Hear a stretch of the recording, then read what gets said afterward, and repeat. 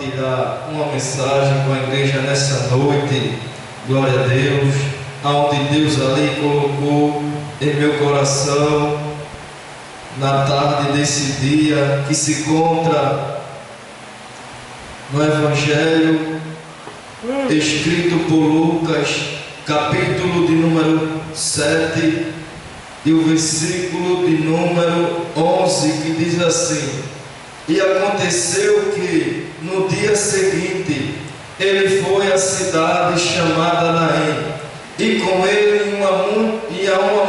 ia muito dos seus discípulos e uma grande multidão. E quando chegou perto da porta da cidade, eis que levava um defunto, filho único da sua mãe, que era viúva, e com ela ia uma grande multidão da cidade. Versículo 13: E vendo-a o Senhor, moveu-se de íntima compaixão por ela, e disse-lhe: Não chore. Glória a Deus. Esta palavra, irmão, ela é bastante conhecida em nosso meio, aonde nós já ouvimos e vemos muitos pregadores, muitos pastores pregando a respeito dessa história, aonde ali vai falar da mulher viúva, aonde ali ela perdeu seu marido. Nós sabemos que hoje não, mas naquela época, uma mulher, ela dependia, ela necessitava de um marido para saciar a sua, matar a sua sede, ou seja, realizar o desejo de um marido dentro de uma casa. Uma mulher precisava de um esposo para trazer um mantimento para o seu lar. Hoje é diferente. Hoje tem um governo aí suprindo as necessidades de muitas mães solteiras, mas naquela época era necessário uma mulher ter um esposo para que ele viesse trazer o pão de cada dia. Então a mulher ali, ela depositava a total confiança em seu marido. Mas o fato triste é que quando a Bíblia diz que aquela mulher, ela perde o seu marido, parece que eu vejo a morte chegando na porta daquela mulher, batendo e dizendo: Ei, eu quero levar o teu marido. E a morte consegue. A Bíblia diz que o marido daquela mulher morre porque ela era viúva.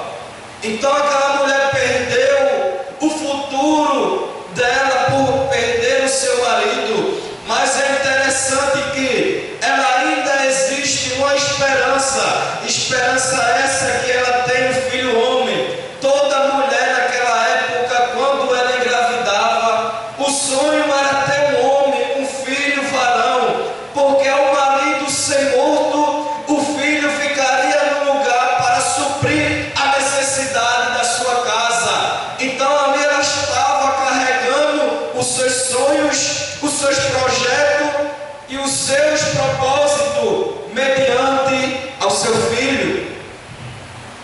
Mas a Bíblia diz que aquela mulher, agora ela está perdendo o seu único filho que ela tinha. Ela estava convivendo com a perda do seu marido. Agora ela vai viver com a perda do seu único filho. Imagina como é que está a mente daquela mulher. Parece que eu vejo a multidão que está acompanhando aquela mulher em direção ao cemitério. Parece que eu vejo uma grande multidão indo enterrar com ela os seus sonhos, os seus projetos, o seu futuro.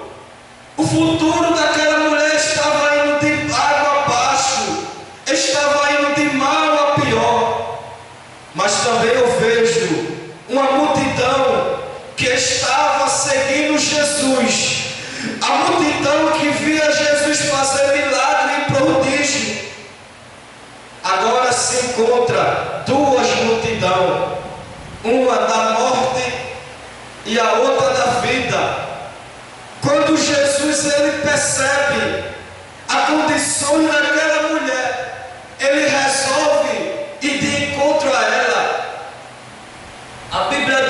quando ela chega no portão da cidade, porque ela não podia enterrar dentro da cidade, tinha que sair de dentro da cidade. Quando ela chega no portão da cidade, já vem Jesus. Parece que eu vejo a tristeza, a dor daquela mulher. Mas quem é que vem? Jesus. Imagina Jesus chegando para aquela mulher e dizendo: mulher, não chores.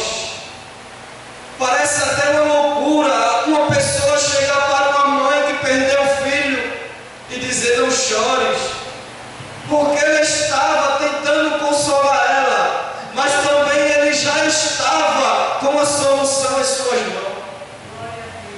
Aí às vezes alguém chega a mim, a você e diz: fica tranquilo, não chore, mas não vai fazer nada por mim, por você. Mas Jesus não, ele disse: mulher, calma, eu cheguei, não chore. Ele primeiro acalma quem está vivo, porque para Jesus colocar algo morto, ou para Jesus colocar algo vivo na mão daquela mulher, ele precisava acalmar ela, porque ela não ia suportar a grandeza de Deus naquele momento. Não chore, mulher, fica aí que eu vou resolver. Ele olha para o caixão e diz: menino, levanta. A tradução do judeu, quem estava morto ou impuro, ninguém podia tocar nele que se tornava igual. Mas Jesus, ele é puro e tocou no impuro e não se tornou impuro. Glória a Deus. Porque onde Jesus toca, alguma coisa tem que mudar. Jesus tocou em mim e você, então a gente tem que mudar. Aí ele olha e diz: para tudo que eu cheguei. A Bíblia diz que Jesus, ele entrega o menino vivo na mão daquela mulher. Então, o que me chamou mais atenção nessa história, mediante esse contexto, é que é impossível não servir a um Senhor desse, que ao futuro ser desperdiçado, ele traz de volta o que estava morto. Eu me lembro lá no Evangelho de João, quando Pedro, ele percebe que Jesus está sendo preso, e os sacerdotes, os soldados levam Jesus. Pedro puxa a espada e larga na cabeça de Malco. A sorte dele é que pega na orelha. Imediatamente Jesus pega a orelha de Malco e cola de volta. Que a Bíblia diz que Jesus sarou Malco.